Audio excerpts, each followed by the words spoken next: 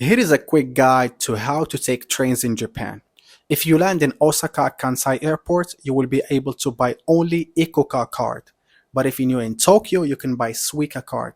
Now these two cards work the same way. You can take any train in Japan with either of these cards, except the bullet train. The way to top off your card is that there are machines in every train station. You just insert the card, you choose the amount of money you want to charge, you put that amount of money, and that's it. Super easy.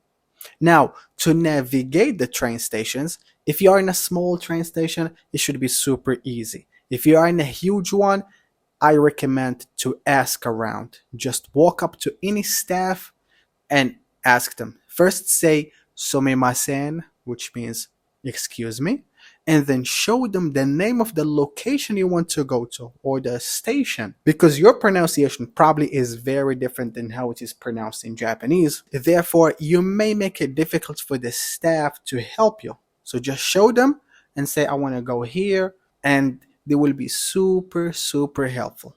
All the signs in train stations are translated into English, so normally you wouldn't find it difficult to navigate your way in train stations in Japan.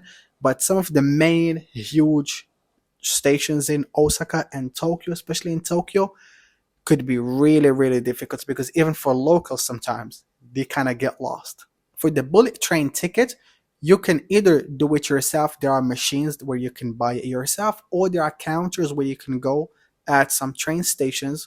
Just use Google Maps, it will help you to find where you can buy the Shinkansen, or again, just ask the staff.